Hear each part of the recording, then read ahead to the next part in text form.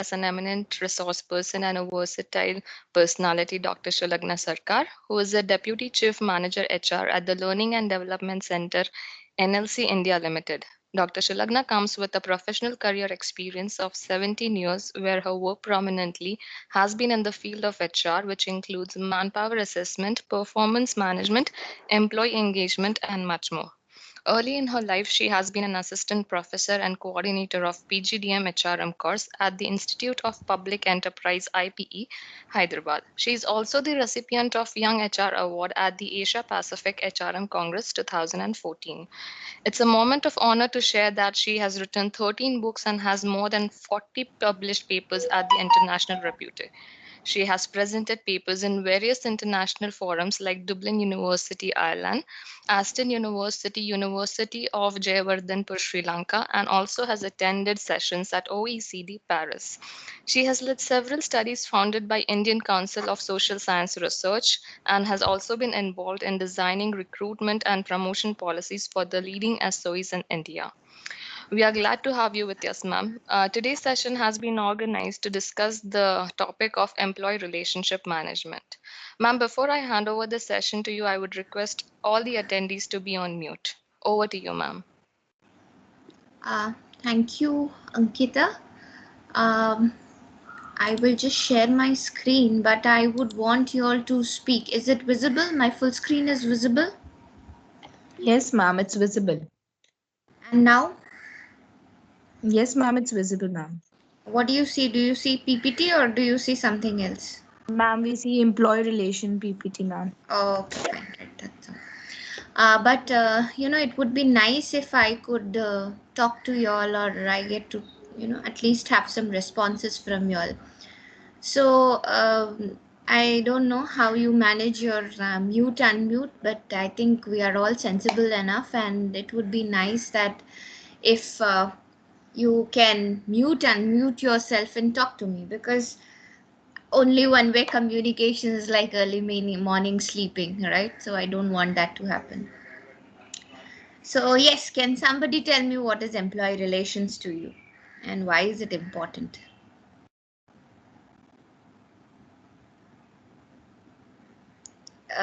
Do you have the rights to mute yourself?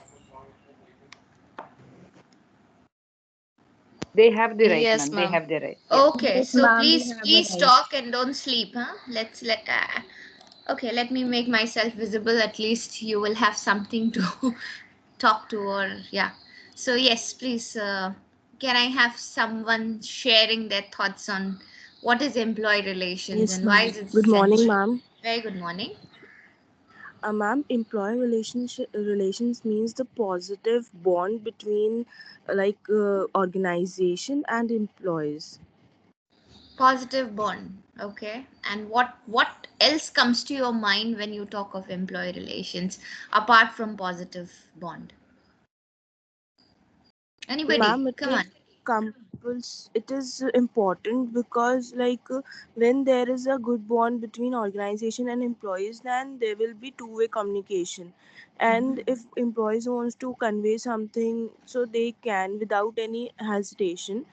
Also they will they will have more motivation to work effectively.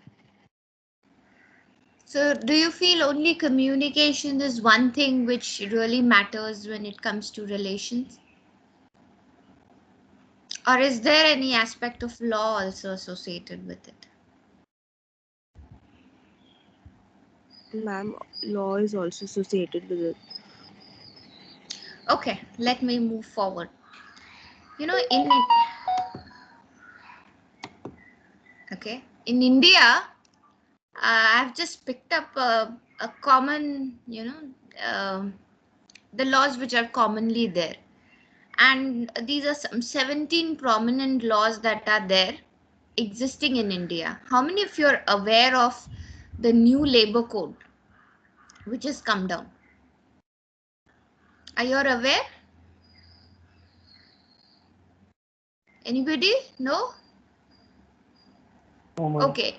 In 2020, government realized that India is one of those countries where we have so many laws and so many ways to break them. So if there are too many things, it's very difficult to manage, monitor things like that. So they compiled all of these laws together, and they came up with four basic codes, right? So yet it is to be implemented, and they have given a lot of you know sorry opportunities for companies to uh, I'll just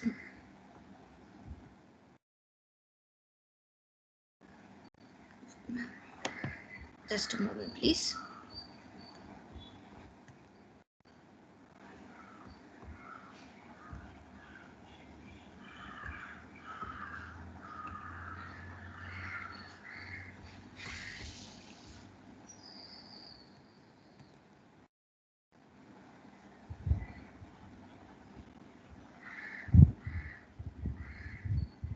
Okay.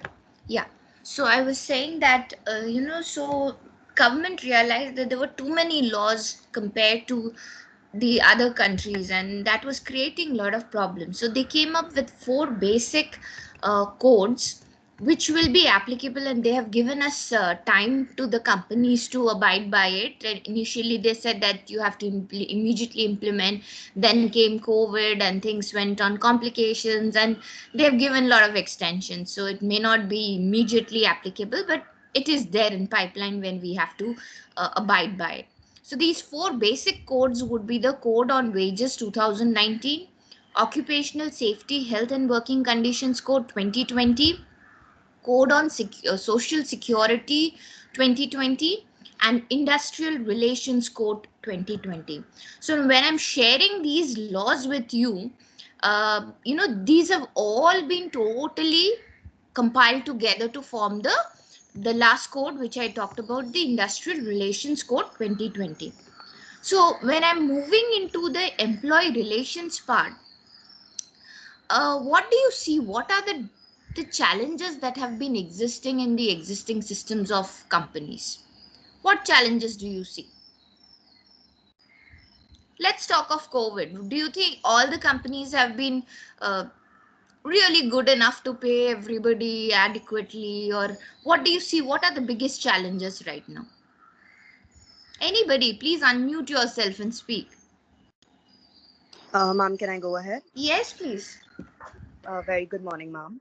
Good Ma'am, especially during COVID, I feel this is what I saw a lot of my friends who were working going through. Well, they were not getting the equal amount of pay that they were getting earlier on, as in they were getting a percentage cut from their original pay system. And morning. even having gotten so, there were still further pays if they would not be joining in time and things like that. So I think if we talk about this in perspective of employer relation, this was a huge lag in not just communication, but a general trust, which I think should be there between the employees and the organization. Okay, when you say that there was a pay cut during the worst times of unanticipated worst time, I would say, well, that is fine. If the company is not able to do something and not making profit, does not have business, you are making a universal pay cut, that is still acceptable. But there have been much more worst damages where people were just simply thrown out. When you have educated workforce, it's a different ball game altogether. At least educated workforce or executives, you just can't throw them out. You give them pay cuts, you keep them. But there is an other element of business where there's a large population in certain sectors, those who are only skill based, skilled workers, unskilled workers. And in many of such companies which hire these skilled, unskilled workers, there was simply a company saying, do not come from tomorrow. You have worked today, you take the money today, and do not show your faces from tomorrow. And these are the largest segment where they are affected because they are daily wages. They are the ones those who get on small amounts, and they run their life with it.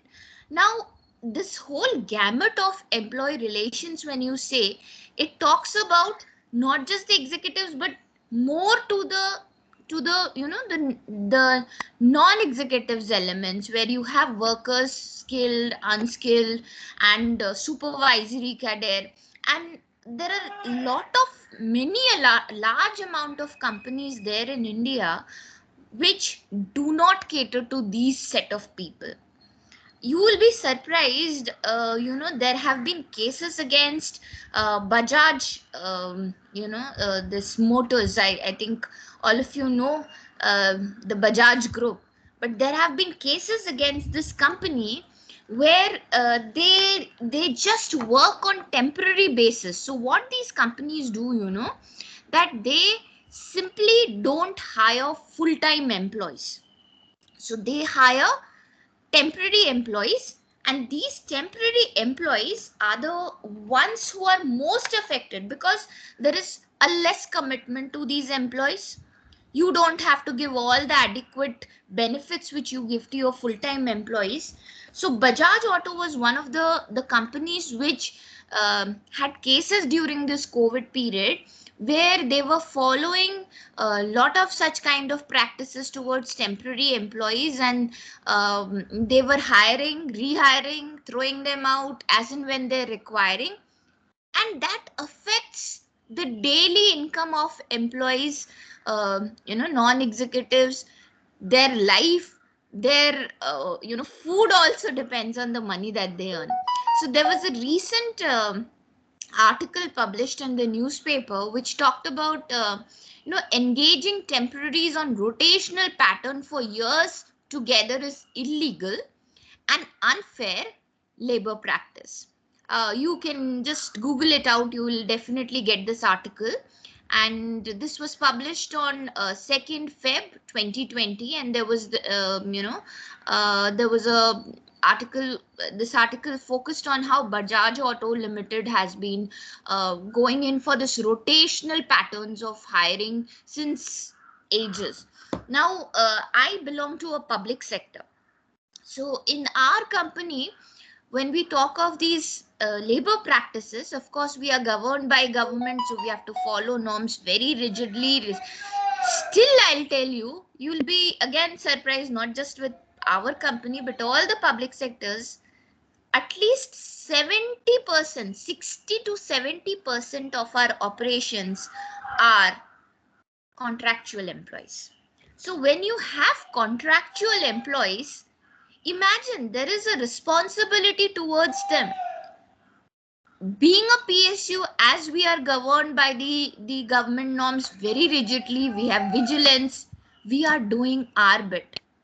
But there is a segment of these private companies who don't do the required for this segment of people, those who are on contract or some form, where we have 25,000 non-executive cadre, those who are working on contract basis. Imagine, that is the number.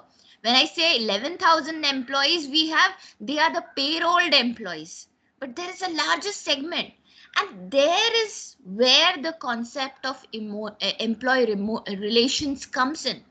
So it's very easy to describe a word like employee relations being the relation between workers and employers and business, or it is very essential, follow formal processes, procedures, and channels of communication, talk to them.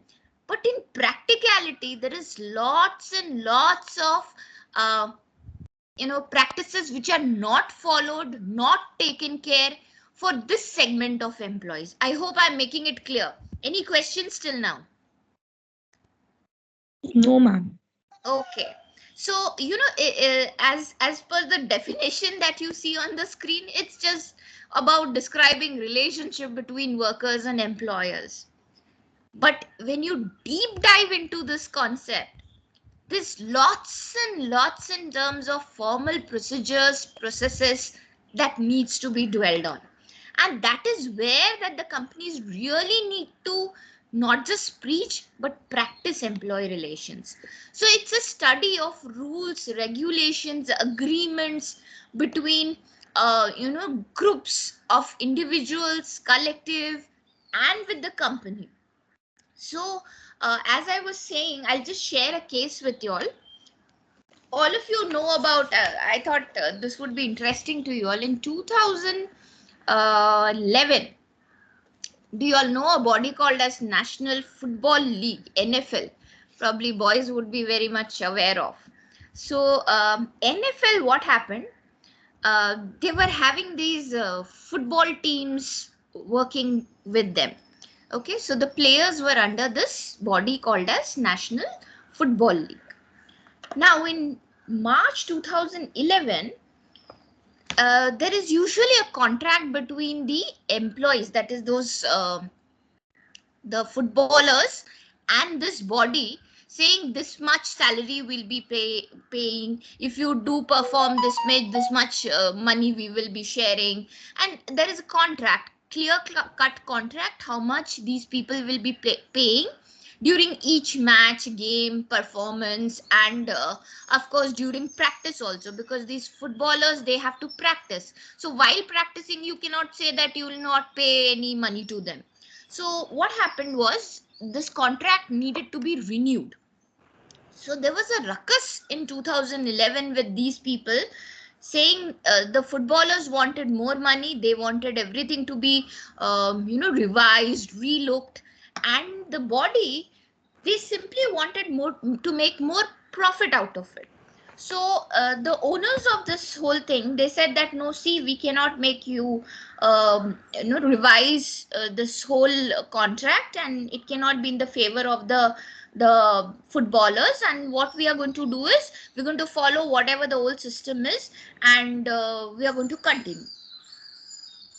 Contrary, the footballers got annoyed. They said, nothing doing, we will not play.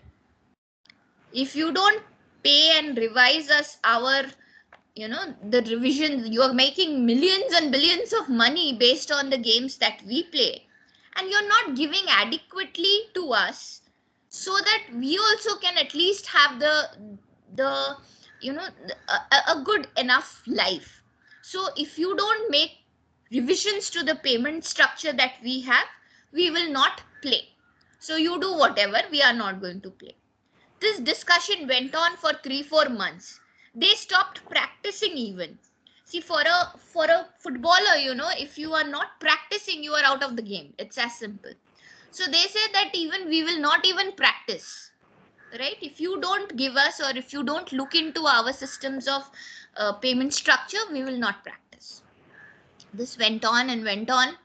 Finally, there was an agreement which came down saying that, okay, fine, we will revise your the salary, and in a way, the profit that has to be distributed to the body will also be relooked and revised, so that it is a win-win situation to both the parties.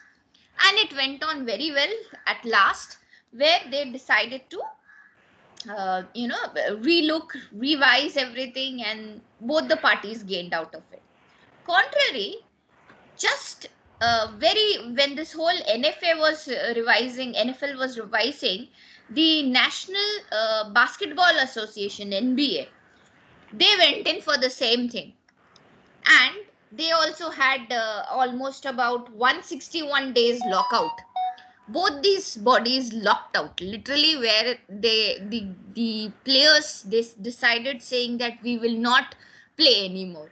So they decided to go for a 161 days lockout, and in December 2011 they revised. But in this case, where NBA wanted to follow the same NFL's strategy, it didn't work out. It didn't work out because the conditions that were given with the NBA category were not, they were not ready to give up. So both the NBA board did not give up, and the players did not give up. So what I wish to say is, when we are talking of employee relations, there is no one fixed formula. There is no one systems, complete strategic system in place which says it will work out 100%. No, it doesn't. It's all about a win-win-win. Both parties, or different parties involved in this collective relationship, is able to give up, manage, and keep their statements in such a manner that it is a win-win situation for all. If you are adamant in saying that I will not do things and I will not let go things without my hand, definitely in the longer run you are going to face problem. So in this too, where I share it, the same kind of organization, one is the NFL and one is the NBA. NBA did not win. Actually, it lost and it had lot of issues. In further, they really faced the tantrum of going into lockout.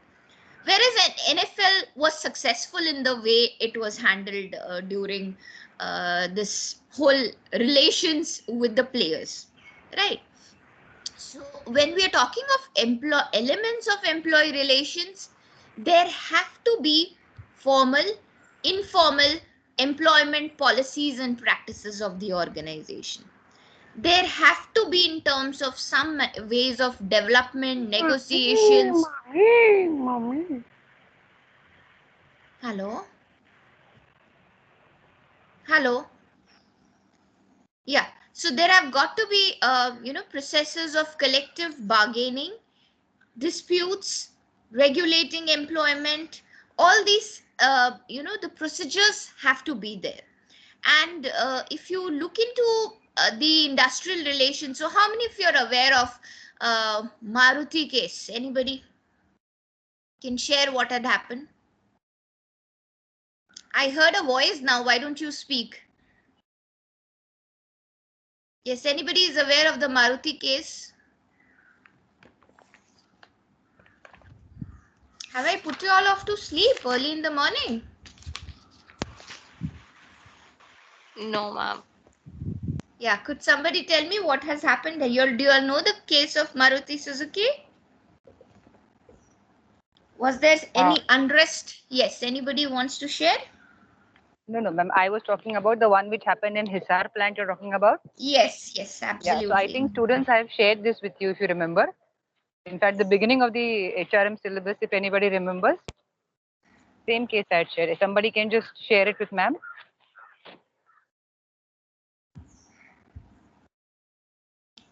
Come on, speak. I heard a gentleman speak. Probably I'm looking for an answer from them.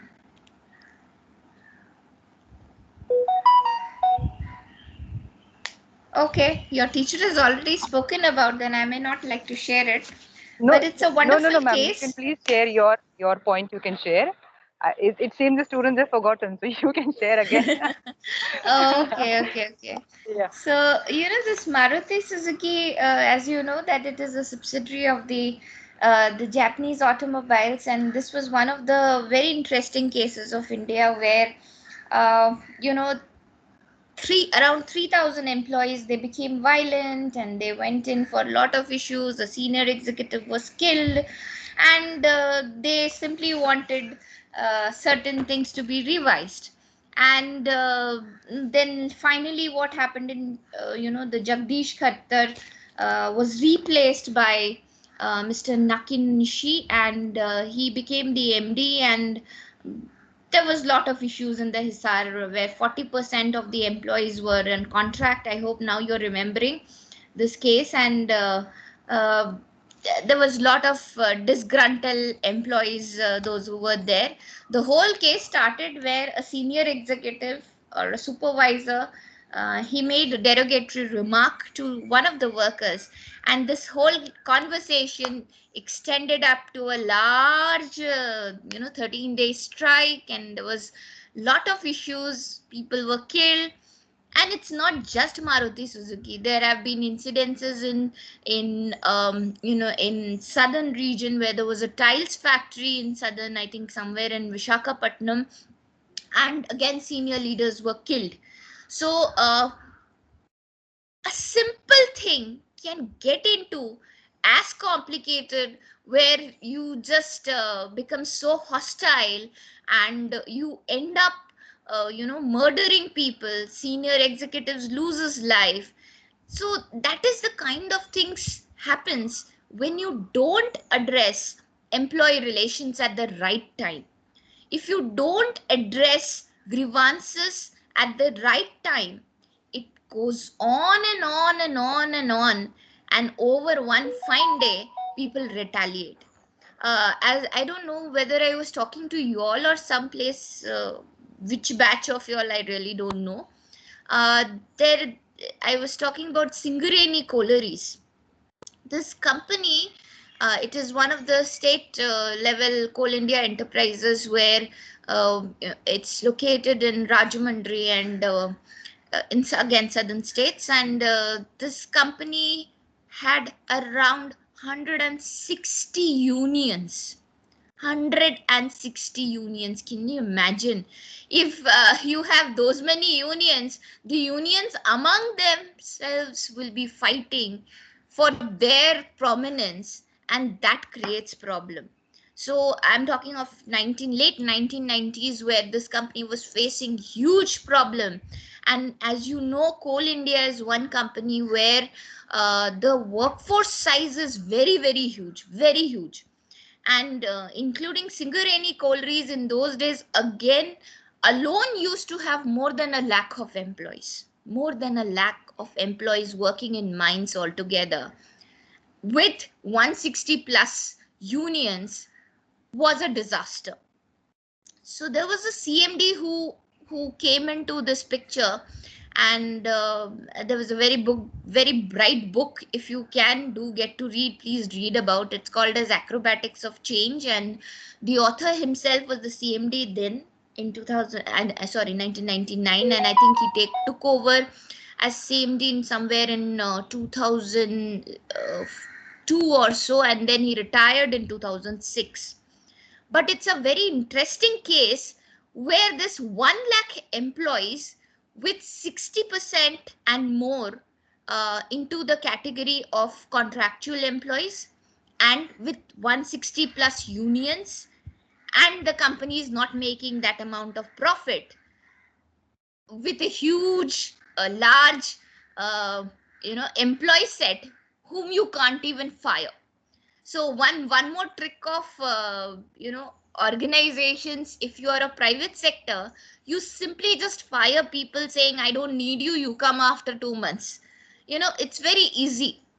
But when you are under the banner of a PSU or a state government enterprise, the challenge lies that you can't throw these people out. So you have to get the work done from them. You have to manage the employees.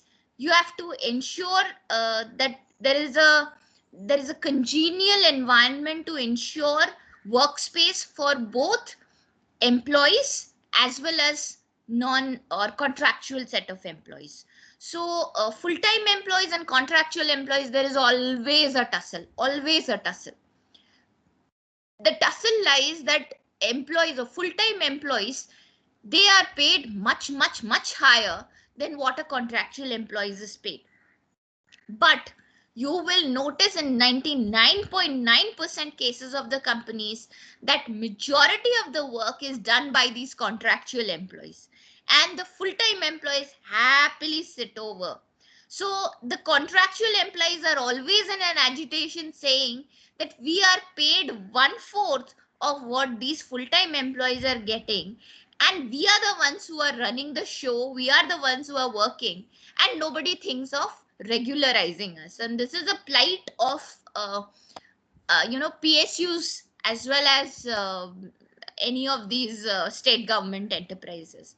But if you look into the private enterprise, it's very, very different. But in private enterprise, as I said, you can fire as and when wanted, and that is more against the contractual employees, their benefits, their security. So government, as a part of these employee relations and industrial disputes, they form laws to support and protect these set of employees.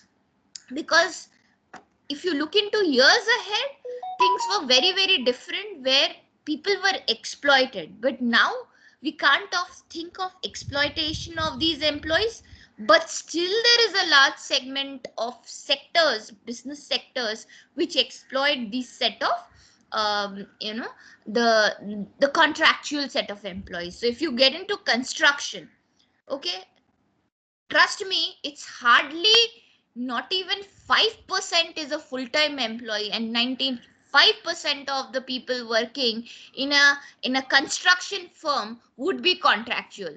So the day the contractual the operations or the construction is not happening, they will simply not give money to these contract employees, and that will create a lot of problems. There are segments like gems and jewels. So in gems and jewelry industry also, it's the same way. So you design, you get work; you don't design, you don't get work, and you're not paid. So but there has to be some sort of security for these people, and that is where the elements of employee relations come into the picture.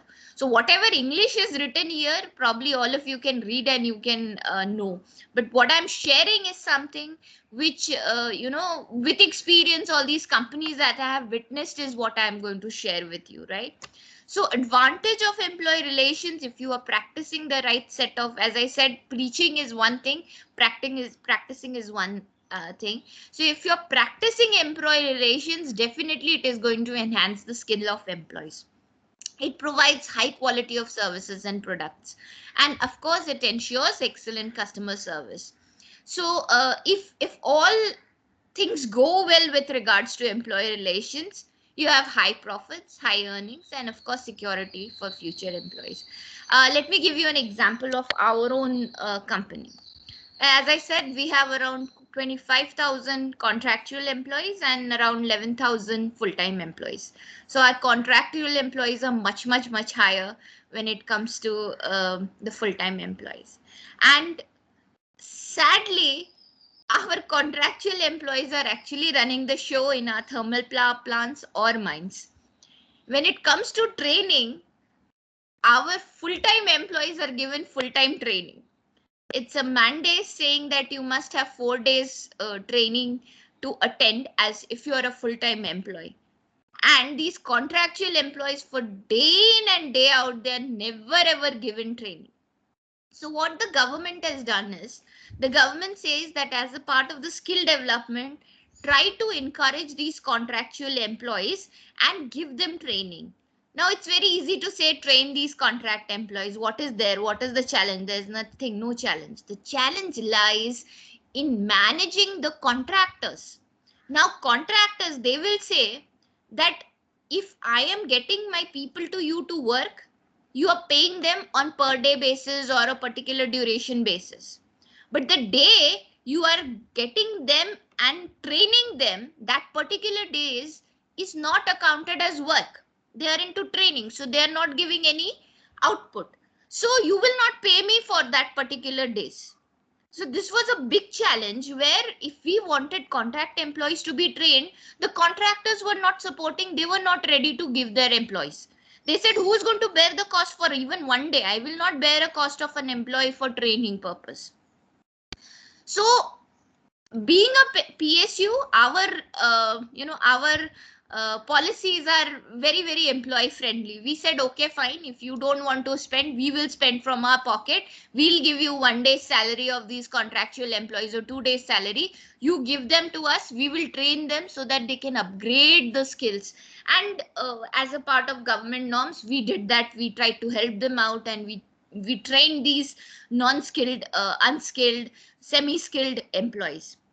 Think of a private sector. Do you really feel that the employees in, or the contract employees in a private sector will be spared by a contractor on full-time basis with their full salary or their wages protected for that particular day? There is a question mark, because the private sector will not bear the cost. They'll say that that is quite a huge amount for us to let go and let not them work and train them. So we will just simply have on the job training as per records. Many of you will join companies and you will be said that you will be given training. But on the job training in most of the companies, the clarity is very uh, not there, because they will say that you will have 2 man days in on the job. But then what exactly you learn, or how the training is happening, or how the people are being making a difference to the workplace in terms of learning, that clarity is never accounted, and especially this happens with IT sector specifically. Now you will say, oh, IT is nothing to do with the kind of workers that are there in manufacturing sectors or mining or oil and gas. But trust me, the people working in an IT sector, they are also termed as knowledge workers. And I don't know how many of you know about all of this. I think 2 or 3 years back, Cognizant has fired rather. Cognizant fired a large set of IT workers, okay, knowledge workers. They're all educated, they're all good, they're doing very well. But I usually tell this to my students when I used to teach, that Cognizant is one company, not to defame them, but every 4 years it's like they will shake themselves up, and they will shake. And whenever you get into a middle level position, so only a segment of middle level position is retained, and the rest of them are like shaken off, and uh, the company lets them go off.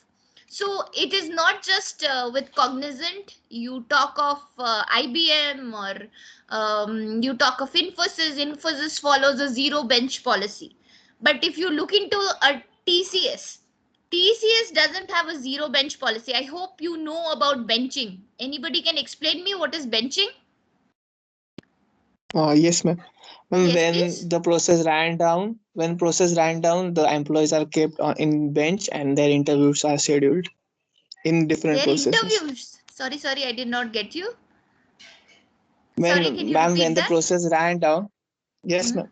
Ma'am, when employees working in one process or one client under it, Hmm. when Hmm. client is removed or when the process is ran down, the employee are kept in upon on the bench or they have What no work. happens during the bench? What happens during the bench? Ma'am, they get their basic salaries and without any incentives, only the basic salary. Yeah. So is this good? So what Infosys has is, this is zero bench policy. That means no employee can be kept just like that without a client. Okay, so if you're not associated with a client, means your salary will not be given by us. You cannot be a part of the company. So you don't have a project, you better try to get a project, or else you will be thrown out. It's like that. So similarly, just like Infosys, even Cognizant follows that, and every 3 to 4 years you will get to hear this, that Cognizant either going in for rehiring or firing employees, right? Whereas in TCS, even if the bench is as high as 30 to 40% of the company, means even if people don't have projects, still the company is going to protect them, train them, retain them. One day they will get, and that duration is fixed. Okay, 6 months we'll put you on bench. We'll see if you can get a new client or get a new project for you. But we will try. We will not throw you out of the company just because you don't have a project or a client with you. Now, see, this is where the concern towards employees is important. If TCS wants, they can come up with a policy saying that, okay, you don't have a client, you can leave the company. When we have something, we will again open a vacancy, you can reapply. So that way, the employees are going to lose jobs.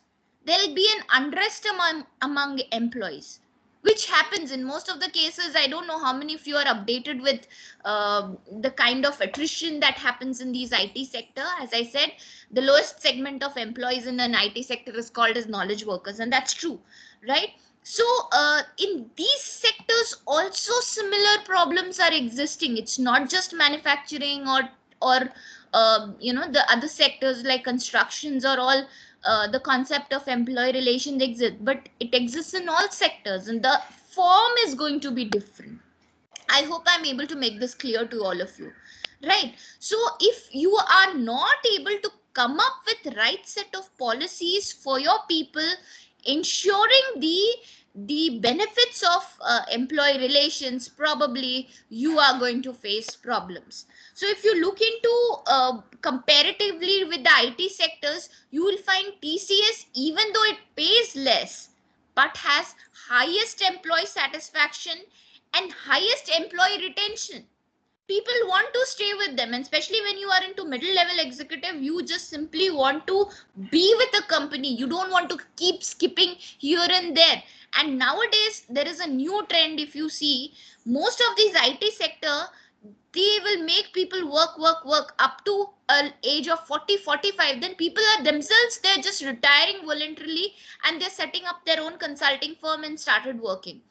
Why? Because the companies are not trying to retain them. They are thinking that if I hire a youngster, I'll have to pay less and I can get the job done. Then why should I have a, an older person to work for the same work and pay him higher, because he has been with the company and his salaries is, increased over a period of time. So I have to pay him more, retain him, and the company is nowhere responsible for the social security of the person. So they simply say that now that you have become a VP, you have had enough of money and we have retained anything best that we could do. So you, if you wish, you can leave. If you wish also, that doesn't come in many of the cases. It's like a congenially you give an option of retiring yourself from the company. So these kind of challenges are existing in many of these sectors. So factors affecting employee relations, if you see, attitude of management to employees in their unions, attitude of employees to management and unions. As I said, that majority in a PSU, why do you think that today's PSUs are having problem? Because over a period of time, people, those who have been working in PSU, they have got comfort with the concept that we are going to have non-executives, contractual people working, and I can lavishly enjoy myself because I have contractual employees to work for.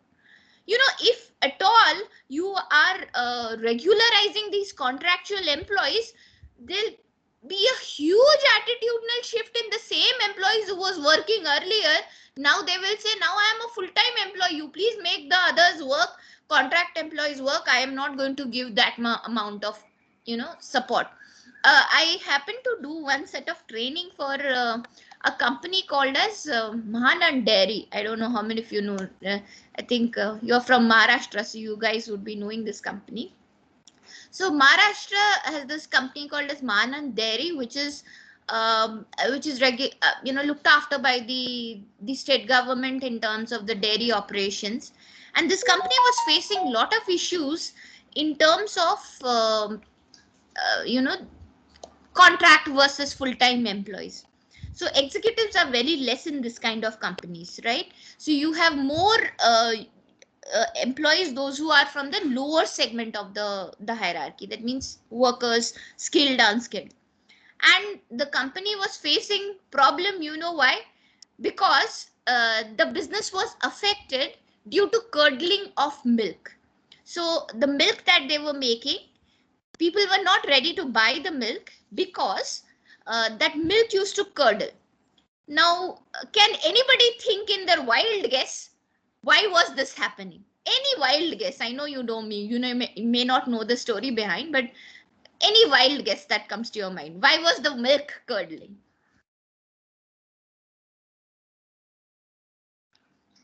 Anybody? You understand milk curdling, right? दूध फट जाता है ना? So when you buy milk and you take it home and the milk curdles, so it's not a good thing. So automatically people will not buy your product, right? Can anybody think, wild guess what was happening?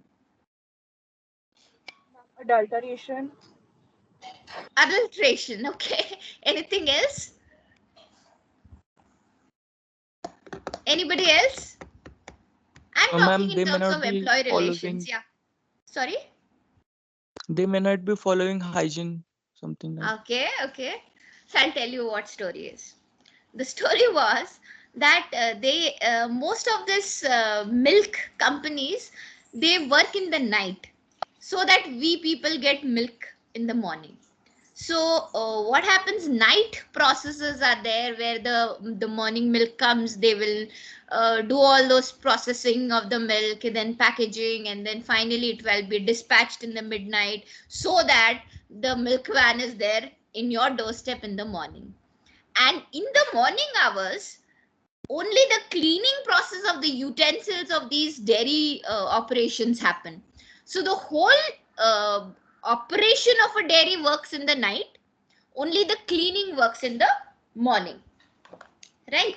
So what happened was that all the contractual employees, majority of them were working in the night. Full-time employees, they used to only come and clean in the morning, right? So their job was very limited. They were just a part of the cleaning process.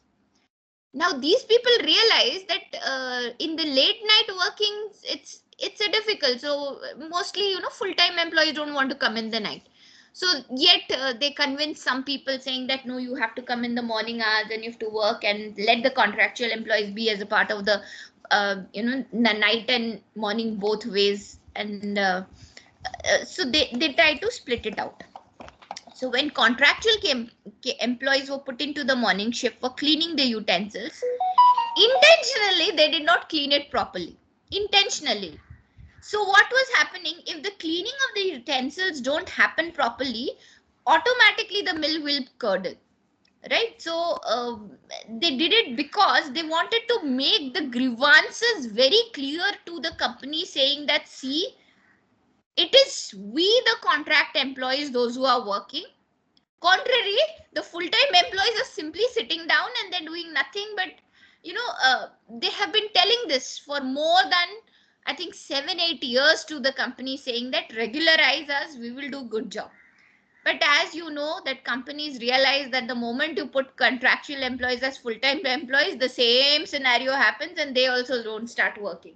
So the company was not ready to regularize the contract employees. So the grievance was already existing. So the grievance not just came out on paper, but it came out on the work also. So they said, okay, fine, you will not do anything for us, we will do it our way. So they didn't do the cleaning processes well.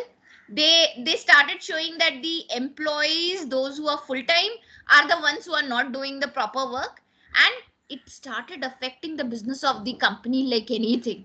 Then of course, that time I was into training, so we were asked to train the employees and do something and handle their grievances. But training is not a way to handle grievances. It's just one of the mechanism. And when we started training them, there was a host of grievances saying that, madam, we work in the night, we work in the morning shifts, we are doing something there is an auto fellow who is driving auto, because in the night he is working as an employee. He says this money that we get as a contract employees is not sufficient, so I have a larger family to cater. I'm working both terms and I'm not getting to sleep, and I'm still able to manage the whole show, and still this company is not regularizing us. So there is a lot of grievances that happens, and if you don't work on these employee relations from the beginning itself, your business starts getting affected, just like Mahan Dairy. So over a period of time, when curdlings were happening, nobody was paying attention that it was because of the employees. They were only feeling, yes, something is wrong, that my company's business is affected over a period of time. I'm not getting that amount of profit what I used to get. I am, over a period of time, I'm losing the market that I am into. So those kind of impacts are there. So when I say companies factors affecting employee relations, it can be grievances, it can be expansion. Sometimes, like I'll tell you, in my own case of a company, when they decided to go in for other state operations, like we had plant in Orissa, we have plant in our Rajasthan, Basing, sir. And when you ask a Tamil Nadu person to go and operate in Basing, sir, or in Orissa, there was a huge agitation. They simply said, "No, we don't want to go and work there. That's a northern state. Why should I go in UP and work?" Then the company was forced to think of, how do I come up with a strategy where my people are willingly going to other operations and they're going to contribute. See, that's where again relations come. So we came up into a policy saying that if you want promotions in future, you have to rotate to different locations and accept the rotations. If you want to be a GM, you simply can't be a GM. You have to show 3 years of work in any of the other operations than just simply being in Neyveli. So the policies are supporting to manage employee relations. Else, if we also say that okay, fine, we will not listen to you, or we get into arguments with the teams or people, it will be a non-ending kind of situation, right? So you must have proper policies, you must be able to hear and understand the problems, and then take care of through right kind of problems with policies. So expansion, diversification, contraction. Sometimes you want to contract and you want to reduce down your size, then in that case you have to let go of your people. That becomes a problem. So these are some of the things which affect employee relations, quality of work life, developmental opportunities, autonomy and empowerment. And external factors, if you see, yes, I told you, militancy of unions nationally and locally. You know, every region has their own kind of union. So I'm using this word militancy because there it's there in the books also, you can refer. So sometimes the unions just want to show their power. Now, I'll share an incident. I can't name the PSU. So, this PSU wanted to hire people nationally. So, as a process of PSU, they will give you an advertisement, they'll have written test, then you'll have interviews and everything. Sadly, in the written test, all the other state people have cleared the written test. In where this particular PSU was located, that particular state people could not qualify the written test. Now the local unions created a ruckus saying, why is it that my state's people have not been considered for the position? See, there is complete transparency for the company where it says that there has been a written exam and people from JNK or maybe from Northeast have cleared the exam, and that is how they have come into the picture for the next round, which is the interview. Now, in your own state, if people have not been able to clarify or they have not been able to clear the written test, how can that be my fault as a company? But the unions have pressurized the company so much that the company was not able to share the results in public, saying that these are the people who are shortlisted for the next round or come down. And especially the senior level executives of these kind of companies where there is a militancy of unions, and especially local unions, it is a big challenge. They'll say, if you don't do, I will not let you come out of your house if you don't listen to me, or if you don't consider my request of having my people being a part. I remember one experience which I'll share with you. I was doing a consultancy for one of the PSUs, and we had to design their manpower planning. That means we will tell them how many vacancies are there, and what kind of vacancies needs to be filled up in a remote location of Jodhpur. So when we went there to talk to people, I still remember the day they locked us in a room, and 90 people, we were 3 people from the consultants ends, that's IP, and we were there in a room, and 90 people just locked us in that room with those 90 people surrounding us and telling, madam, you have to create the vacancy in such a manner that my kid, my relative, my falana gets the opportunity. Now tell me, who am I to create the opportunity in such a manner? He simply says that you write degrees, ये degree लिखना है madam, आप ये degree लिख के ये vacancy create कीजिए, आप ये लिख के दीजिए कि जोधपुर से ही लेना है, वहां से यहाँ से नहीं लेना है.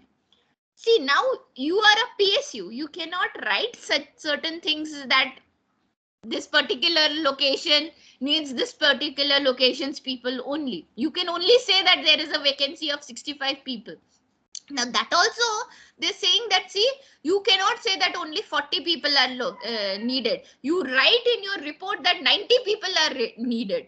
how can we justify being a consultant? I cannot be doing any unethical practices of writing 90 people are required, when the vacancy itself qualifies with all the rostering of SC, ST, everything taken care of.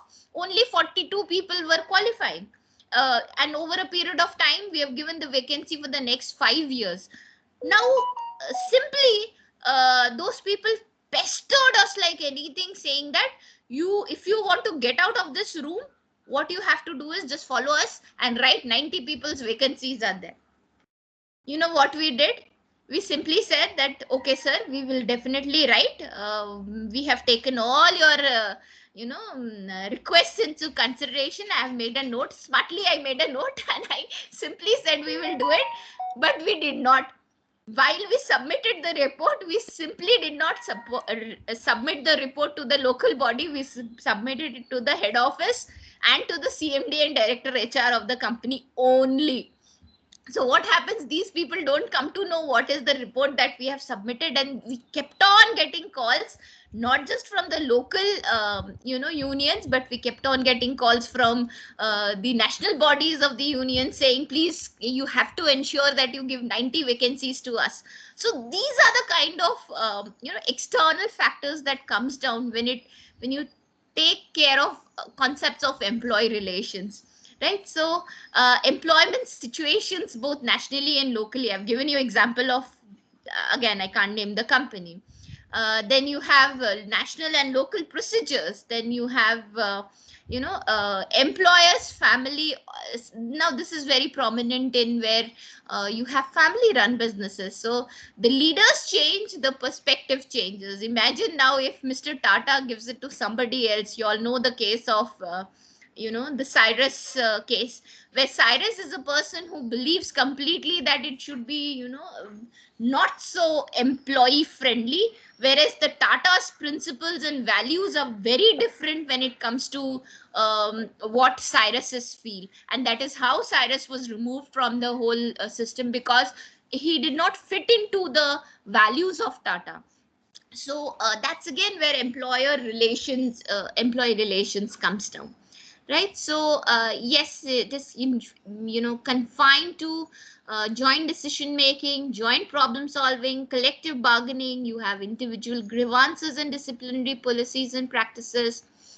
Now I think we have spoken about all these Englishes, so I'll not get into it. I'll just speak quickly on four aspects. One is the psychological contract that is existing when it comes to employee relations, and this contract is not a written contract. It is between what expectations that the company set for you, and what the individual's responsibility also writes in terms of the expectations towards the company. So both these expectations has to be met in terms of satisfaction, progression, reward, relationships.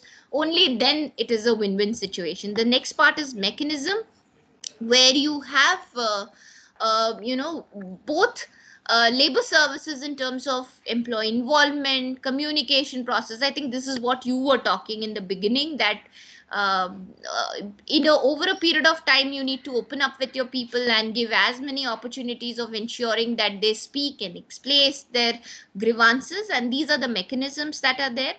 Third part is external environment, where you get into ensuring that you have minimum standards of behavior. Like in Omani government, you have Oman, where they are very clear of what are the labor standards of working, and they expect that each of their employees will follow a certain minimum standards of behavior, and without which you would not be allowed. So if you don't follow those behaviors, you may be anybody, but you will not be a part of the organization. So these standards needs to be very very clear, which is not there in Indian context. Sometimes we just leave it, we just let it go, considering acha theek hai yaar, chalta hai kind of. But in if you look into the employee relations in other countries, they have very set standards which you need to follow, and if you don't follow, then you are out of the company. And so I think these are all, a collective and individual bargaining. So Collective bargaining is where the workers are allowed to negotiate with people, I mean the employers, and there they talk, they discuss, they they express, and until and unless both the parties are satisfied, there's no negotiation process. So collective bargaining is allowed as a platform for negotiation between the agendas of employee and the employers. Now employees cannot be stating that you give me a rise every month. It's not practically viable. And so employers consents also is equally important when it comes to collective bargaining. So what do the employers feel? Now employers also should not be completely exploiting their employees and not give anything in return. Just like I shared the Bajaj auto case. So you have temporary workers, you've been continuously working with them, and you're not regularizing them. So it's not a good thing to do. Those kind of aspects are covered under collective bargaining. I think I will stop here, right? And there are several tools. Actually, it is a huge topic to cover, but I have tried to introduce you to the concepts, uh, and I feel that any questions related to it, I'd be able to take it. Yeah. Yes, please. Students, you all can unmute and ask if you have any queries. Ma'am, I just had a one question related Yes, to please. Yeah, employee yeah. relation. Ma'am, how employee relation is related to employee engagement? See, engagement is the action part of it. So employee relations is a large concept to which, if you want to cater, it's more of an HR concept. Employee relation is an IR concept. Okay.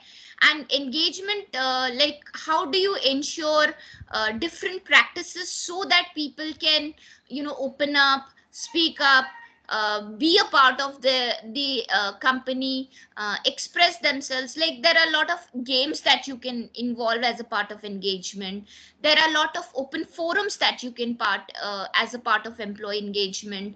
There can be practices where you can have clubs, and you can have bodies, and you can have discussion forums, you can have small engagement games. So that's one of the ways, I would say, a technique to involve people, engage them more, make them people, be a part of the organization. Like in again, let me give you an example of Cognizant, where what they do is, in a year, they will ask their employees to get their spouse in one day of that particular day which they fix up to the workplace, so that the spouse also gets to see where my other part is working, what is the company all about, and enjoy the working environment. Or some companies, they give you an outing to go ahead with some other place, and like have a picnic kind of thing, or a party kind of thing.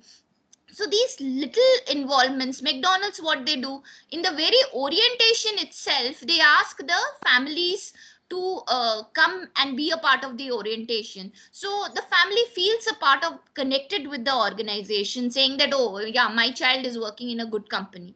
So those are engagement, but they are not a way of taking care of the rights of the people. Here employee relations is more about the ensuring rights of the people, ensuring congenial working environment of the people. So there is more laws associated with employee relations than employee engagement. There is nothing called as employee engagement law. Okay, I hope I clarified that. Yes, ma'am. Thank you, ma'am. Yeah. Yeah, anything else?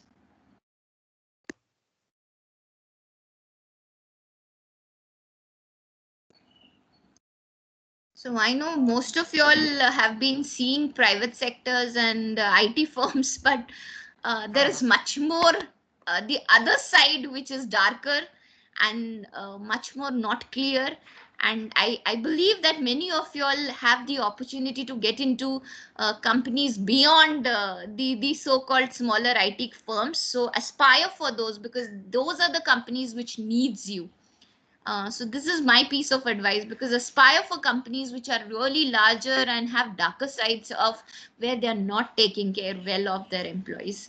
Okay, and that's where the employee relations come into the picture, right? Yes, I think any questions, Yeah. any. Shulagna ma'am, it was indeed a very informative session. Even I enjoyed your session, and I hope you'll be able to throw more light on this on the similar lines in the next upcoming lectures that we have planned next week. I mean, Sure. because you said it's a very vast topic, so we can always It's continue it's it's with it's this. a vast topic, ma'am. I hope I you understand. understand. Yeah, of course, of course, of course. But yeah, students, you all have anything because they have a session at 10:20 again. So maybe we'll have to, yeah. Any queries, students? Anybody has? No, No, ma'am, I would ma'am. just like to Okay, okay. thank Shulagna ma'am once again. We Yeah. are extremely Yes. grateful to them for taking the time out and talking to us today. I'm sure there will be a lot of takeaways from today's session. So thank you once again, ma'am. Yes. Thank you. Thank you, Shulagna ma'am, and we'll plan for the next week now. Sure. Thank you. Thank you, ma'am. Thank you. Thank you. Thank you, ma'am. Thank you.